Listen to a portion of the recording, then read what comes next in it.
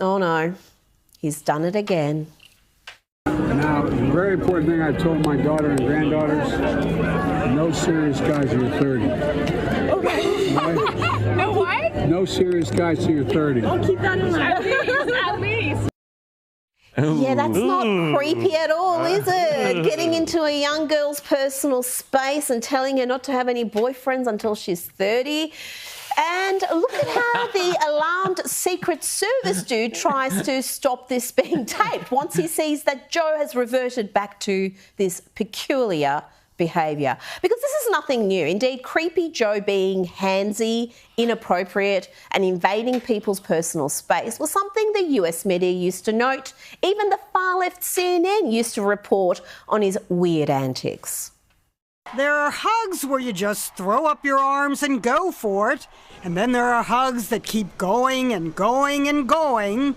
Joe Biden wouldn't let Hillary go as they met on the tarmac at Scranton Airport. About 4 seconds into the hug, they semi-disengage. Nothing to see here, right? Wrong, because the vice president wouldn't unhand Hillary for almost 16 seconds. Notice how many times she tries to tap out. She lets it go. He does not. She tap out. Nope. She's just, no, he's still holding on. Okay, second tap out. For God's sake, Joe, you got to let go. This latest awkward hug would not have been microanalyzed if it hadn't been for all the other overly handy Biden moments. Critics collect them. Times when he gently rearranges a young girl's hair and whispers in her ear, then rearranges some more. There's nothing pervy here. The VP knows he's on camera at these swearing-in ceremonies, and the parents are right there as he leans in for a kiss. Yes, in the days before Biden was president or running to be president, even leftist outlets were happy to tell you about his bizarre behaviour. Perhaps his most famous hands-on moment came when he put his hands on the wife of Defense Secretary Ash Carter. I've got a lot of thanks to give out here. Conservatives panned it. This is the creepiest thing. And so did some liberals. No, that ain't right, man. That ain't right. Why are you appeared to smell her hair? At least the VP didn't get that close to Hillary. Now, the late-night comedians used to marvel at Joe's disturbing episodes before Trump broke their brains and turned them into humorless DNC propagandists. I can still see it! What could you possibly be saying to her? I just came from a one-on-one interview with Vice President Biden. He swears he's seen the error of his ways, and for her part, this reporter believes him.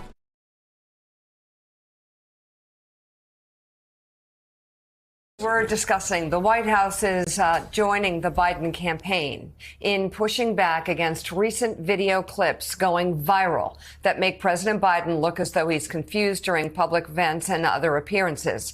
White House Press Secretary Karine Jean-Pierre blasted the use of the misleading videos, which are edited to make the president look bad and then circulated by right-wing media and allies. Take a look. They are cheap fakes video. They are done in bad faith, and some of your news organization have been very clear, have stressed that these the right-wing critics of the president have a credibility problem because of the fact checkers have repeatedly caught them pushing misinformation, disinformation. I think that it tells you everything that we need to know about how desperate Republicans are here. Instead of talking about the president's performance in office, and what I mean by that is his legislative wins, what he's been able to do for the American people across the country, we're seeing these deep fakes, these manipulated videos. And it is, again, done in bad faith. Wow. That's all they've got. The Republican accounts circulating many of the clips responded, claiming the videos are unedited and promised to keep posting them. A lie. And also if something is unedited, it's really one angle, lies. not showing the whole story. How about this, Mia? They lie about their lies, which of course you would expect liars to lie about their lies. Oh, I mean, we're talking about Trump's. But they're lying about their cheap fake. They're not Washington bad. Post. By the way, I got to say this one more time. they're only helping Joe Biden. They're only lowering expectations. They do it before every State of the Union address. And then afterwards, they're so freaked out that Biden did well, they say he must have been on cocaine. A sort of, 2024 version of, maybe an Eric Clapton song in the background. But they're doing the same thing for the debate. They lower expectations. Yeah. They say he's like not cogent. And then he goes out and he does a really good job. And they're like, wait, what happened? Ms. Robinson, I want to follow up by trying to understand your answer to one of Senator Cruz's questions. And this is really a question, not a suggestion. Do I understand your position to be that there are two sexes, but there can be more than two genders? I wouldn't even say two, and we've got Dr. Lopez here as well, but there's also the definition of intersex. I think that often in these conversations we're conflating sex and gender, and I do want to affirm here that trans women are women. That is their gender. Okay, but I'm trying to understand. Do you make a distinction between sex and gender? Yes, sir. Okay, explain that. Do you think there are more than two sexes? I believe that there's a definition for intersex as well that I want to acknowledge. But sex is assigned at birth. I'm just trying to understand. I'm thoroughly confused. So you're born, I'm talking about biology, male, female, and what else? I believe that intersex is also acknowledged. But again, I'm not a doctor here. What I can say and what does intersex mean? Is that there's a difference between sex and gender. And I think in these conversations, we're conflating the two. Well, but I want to start with sex. Okay, there's male, there's female. When a baby's born, before the baby has had time to even have a sense of self, there's male, female, and intersex. There's a third sex. I believe that is true, but I would defer to Dr. Lopez as I'm not a physician. Okay. And how many genders are there? I think the gender is expansive, and the definitions are always growing. Today I can tell you, I talk to young people that talk about non-binary as more than five. I think the gender is not a binary, is what I'm trying to say. Are there more than five genders? I'm just trying to understand. Are there more than five genders? Well, I think that there was a time where women wearing pants didn't feel like it was appropriate for their gender, and yet I'm wearing pants today. I think that there are ways that we express our gender that are expansive. Are there more than five? I wouldn't subject myself to naming how many genders there are, but what I can say is that gender is a reflection. Number? Excuse me? There's an infinite number of genders? I think depending on your culture, there are a lot of different genders that exist. And I can also say that it's a term that's evolving. If you look at young people today, they really don't lean into the binary of only woman and man. So I think that it's incumbent upon us not to legislate on this, but create space for them to explore what their identities are, what their gender identities are. Why you held on to those documents when you knew the federal government was seeking them and then had given you a subpoena to return them? Are you ready? Are you ready? Can I talk? Yeah, what's the mind? answer? Do you mind? I would like for you to answer the question. Okay, it's very simple to answer. That's why I asked it. It's very simple to, you're a nasty person, I'll tell you.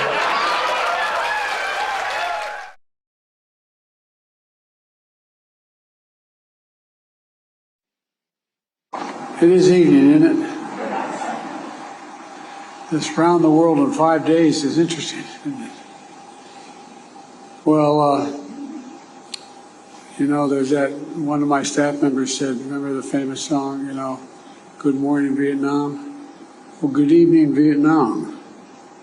And good morning back in America.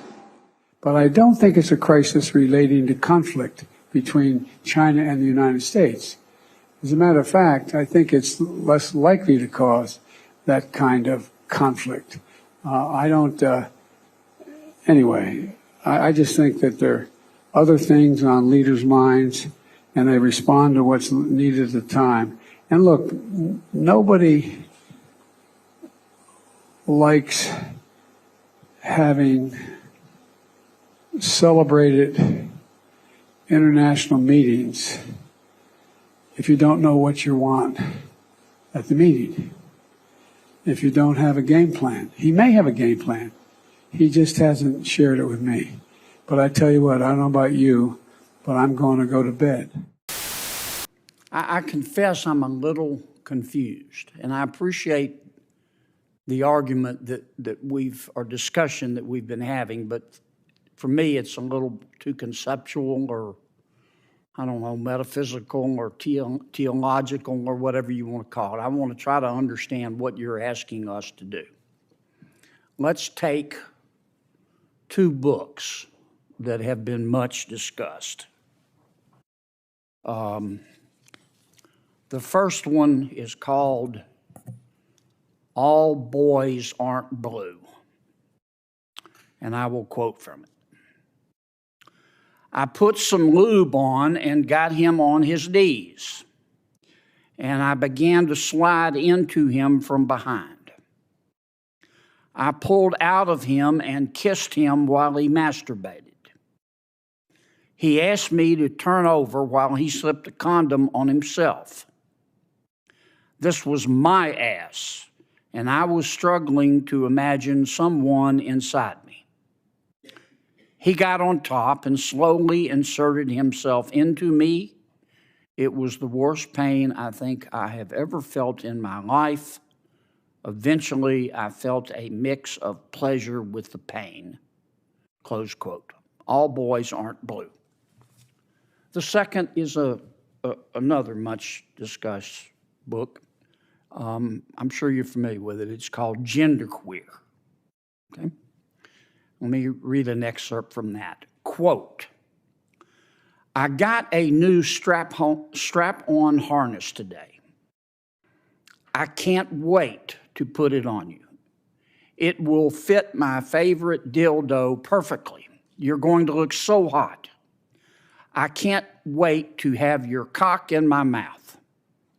I'm going to give you the blowjob of your life. Then I want you inside of me. End quote. Now, Mr. Secretary, what are you asking us to do? Are you suggesting that only librarians should decide whether the two books that I just referenced should be available to kids? Is that what you're saying? No. Okay. Tell me what you're saying. Well, first of all, there's this... Don't give me a speech. Tell me what you're asking me to do. With all due respect, Senator, the words you spoke are disturbing, especially coming out of your mouth is very disturbing. But what I would also tell you that we're not advocating for kids to read porn, to Senator Booker's point. What are you advocating for? We are advocating for parents, random parents, not to have the ability, under the guise of keeping kids safe, to try and challenge the world view of every single manner on these issues.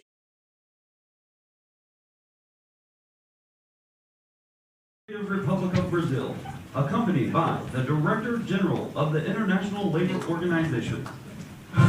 And to say to President Biden, can you hear me, President Biden? This is a historical moment for Brazil and for the U.S. President Biden, can you hear me? You can? Yes, good. And so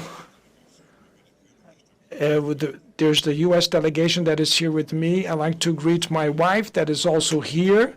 I'd like to greet the Brazilian trade unionists that came to my invitation by my labor minister, and I also like to greet the U.S. trade union. Not to deceive you, Mr. President.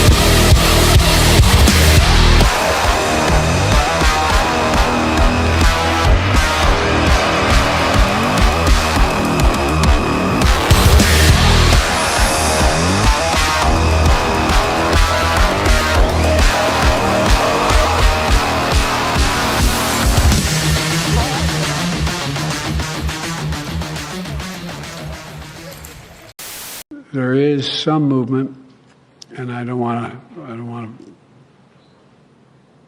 well, maybe choose my words.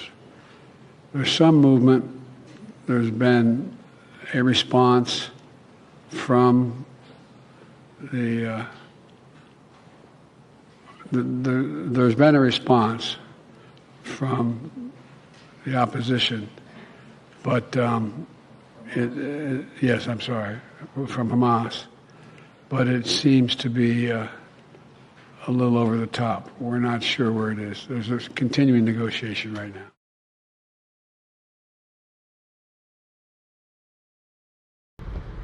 The conduct of the response in Gaza, in the Gaza Strip, has been over the top. I think that, as you know, initially the president of Mexico, Sisi, did not want to open up the gate to allow humanitarian material to get in. I talked to him. I convinced him to open the gate. I talked to Bibi to open the gate on the Israeli side. Under my leadership, the United States will fully support Israel defeating, dismantling, and permanently destroying the terrorist group Hamas. Don't forget, I did have a bad experience with Israel, though. When we took out Soleimani, it was us and Israel working as a group, and we knew where he was. We knew how he was coming in. We knew the plane. We knew everything. We worked on it for weeks, for months, actually, but we worked on it for weeks. And the night before, I don't think this has ever been told. They'll say, oh, it's classified information. Well, maybe it is, but I don't think so. The night before this happened, and by the way, Biden's got a lot of problem with those documents. He's moving them to Chinatown. He's moved them all over. I didn't. And I come under the Presidential Records Act. He doesn't.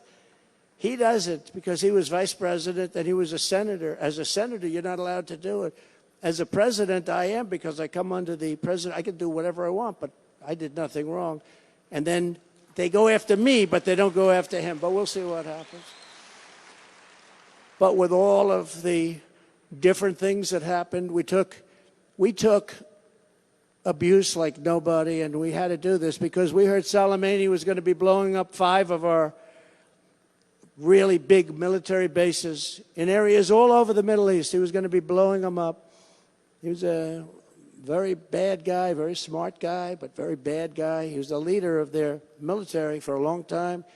In fact, the Ayatollah, they were all afraid of him. I actually think they were happy when this happened, okay? I think they were happy. I remember the Prime Minister of Pakistan said to me it was the biggest event in the history of the Middle East. This is big stuff. This was a big event. He said, I left my office, Khan, a very good man. He left his office. He said, I went home. This was the biggest event in my life. And he was a great cricket player. He was like the Willie Mays, the Mickey Mantle, the Babe Ruth of cricket. He was a great cricket player. He became handsome guy, great guy. He became the Prime Minister of Pakistan. He said, when I heard that he was dead, this was the biggest event I've ever seen, I've ever been involved in. And I left my office and I went home for 1 week and I contemplated. He said, I've never seen anything like it. It was big stuff. This was much bigger than anybody, but we had to do it. He was going to blow up our installations all over, kill many people, many, many people, and wounded people beyond recognition. And Israel was going to do this with us, and it was being planned and working on it for months, and now we had everything all set to go. And the night before it happened, I got a call that Israel will not be participating in this attack. Nobody's heard this story before, but I like to tell it to Club 47 because you've been so loyal and so beautiful. And I said, what does this mean? We're working on it with them. Why? They didn't tell us why, sir, but they're not doing it. This was a day before. I said, I don't like that. That's not good. I looked at one of my generals who's fantastic, a warrior. I'm telling you, we have unbelievable military, unbelievable warriors. Just not the guys you see on television. They're real stiffs, real dopes. But these guys are warriors. They don't want to be on television. They want to win fights, okay? They want to win battles. And I said to him, General, what do you want to do? Sir, we can do whatever you'd like to do, sir. We can finish it ourselves, sir, if you'd like. I said, well, do we need them? Not at all, sir. I said, so what do you want to do, General? Sir, we have it under control if you want to do it. If you don't want to do it, we understand. Whatever you say, sir, is okay with us. I said, let's do it. Let's do it. Let's do it. Because what this guy did to our soldiers, what this guy did to so many people, including many civilians, including many of his own people, just blew them to pieces by the tens of thousands. Let's do it. And he came onto the plane, and we followed him right from the Situation Room. We followed the whole thing, and about 15 seconds later, it was all over, and we did it. But I'll never forget that Bibi Netanyahu let us down. That was a very terrible thing, I will say that. And so when I see sometimes the intelligence, you talk about the intelligence, or you talk about some of the things that went wrong over the last week, they've got to straighten it out, because they're fighting potentially a very big force. They're fighting potentially Iran. And when they have people saying the wrong things, everything they say is being digested by these people, because they're vicious and they're smart. And boy, are they vicious, because nobody's ever seen the kind of sight that we've seen. Nobody's ever seen it. But they cannot play games. So we were disappointed by that, very disappointed, but we did the job ourselves, and it was absolute precision, magnificent, beautiful job. And then Bibi tried to take credit for it. That wasn't good. That didn't make me feel too good, but that's all right. So they got to strengthen themselves up, because they're fighting a big force. And, you know, Iran's got close to a 3 million person army, military. That's big stuff. You know, that's no longer the minor leagues. We had them so in check, they wouldn't do a thing against us. They wouldn't do a thing. They wanted to make a deal so badly. If that election wasn't rigged, we would have had that thing done so fast, and you wouldn't have any of these problems. But you would have never, ever had anybody attacking Israel if I were president. It wouldn't have happened. It wouldn't have happened. And according to your website, you're also, I'm going to quote here, a longtime Democratic Party activist who served as a member of the 2016 Democratic National Convention's Platform Standing Committee, close quote. Is that correct? That's correct. Okay. You support Hamas, do you not? Senator, oddly enough, I'm going to say thank you for that question, because it demonstrates the purpose of our hearing today in a very effective way. Let's start first with a yes or no. Hamas is a foreign terrorist organization that I do not support. But you asking the executive director of the Arab American Institute that question very much puts the focus on the issue of hate in our country. Well, I got your answer, and I appreciate it. What is the, you support Hezbollah too, don't you? Again, I find this line of questioning extraordinarily disappointing, Is that a Senator. no? That Or you have Arab American constituents that you represent in your great state. Yes, ma'am, I understand that, but my time's limited, and I apologize, but is that a yes or a no? Yes or no question to do I support Hezbollah? The answer is I don't support violence, whether it's Hezbollah, Hamas, or any other entity that invokes it. You can't bring yourself to say no, can you? No, I can say no. I can say yes. But what I can say is your line of questioning.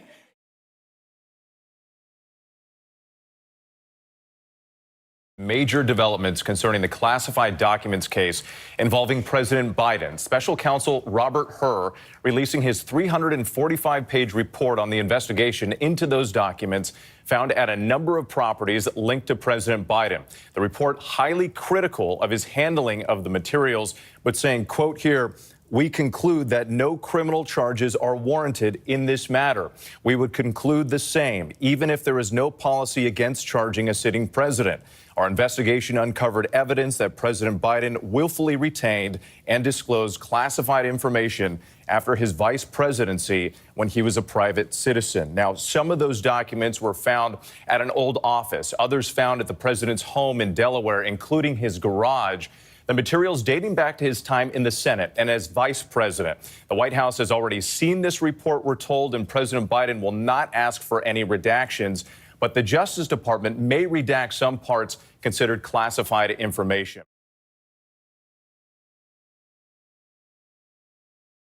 Well, I just got a review, and has there ever been a worse host than Jimmy Kimmel at the Oscars? His opening was that of a less than average person trying too hard to be something which he is not and never can be.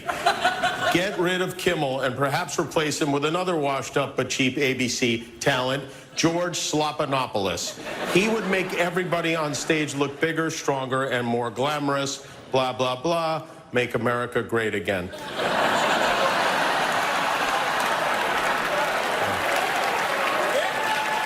Okay, now, see if you can guess which former president just posted that on Truth. Anyone? No? Well, thank you, President Trump. Thank you for watching. I'm surprised you're still... Isn't it past your jail time?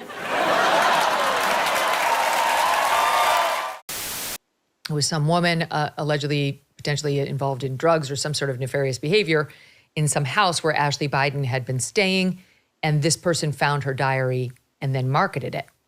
And the diary was extremely incendiary. The contents of the diary were extremely incendiary. And there was a period of time where we didn't know whether it was hers. But then as the case went on and the FBI was involved and they indicted, the DOJ indicted the thief and alleged that this was the Biden diary, we covered it here on this show. We did it carefully and we did it responsibly, but we covered it. Just as the media would have way sooner in this course of events had it been an Ivanka Trump diary that said anything, never mind what was in the Ashley diary. And what we have today is an update to the story because this defendant is about to be sentenced. And Ashley Biden herself wrote to Judge Laura Taylor Swain on April 8th to say she will not be attending the criminal sentencing for the woman who stole her diary, but she, now she has been sentenced. But she wanted to write a letter about why this woman should get jail time. And the judge just unsealed that letter received from Ashley Biden. This was at the request of the New York Times, which really wanted to see what Ashley Biden was saying. Has the New York Times reported about the diary or the letter? No, they haven't. They're not reporting on the content. So no, so they're still running cover. It was a catch and kill for the New York Times. Apparently they still had a letter, didn't find it was interesting.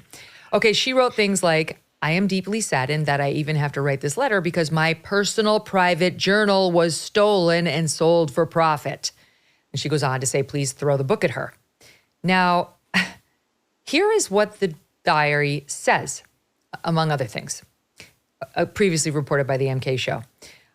This is, let's see, dated 1/30/2019. I've always been boy crazy. I remember pulling up my skirt in second grade and showing the boys my underpants. Hypersexualized at a young age. Hypersexualized at a young age. What does this do to? Was I molested? I think so. I can't remember specifics, but I do remember trauma. I remember not liking the name of some unknown last name house, their house. I remember somewhat being sexualized with Caroline. We don't know who that is, but there is a first cousin named Caroline to her. I remember having sex with friends at a young age. Showers with my dad, probably not appropriate. Being turned on when I wasn't supposed to be. And then she goes on to call her mother not emotionally available and so on. So here is the daughter of the sitting president saying she thinks she was molested when she was a child. She remembers the trauma, though not the specifics. In searching for said specifics, she mentions inappropriate showers with her father and being turned on when she wasn't supposed to be. I'm sorry, but this is a story by any measure. And it gets a complete blackout from the media because they just want to say, well, stolen. Well, now it's on record, just like the Hunter Biden laptop, as belonging to the child of the president, who's a grown adult now, and still they won't report. Still, they will protect him. Hunter Biden has been found guilty on all counts in his gun trial, federal trial in Wilmington, Delaware.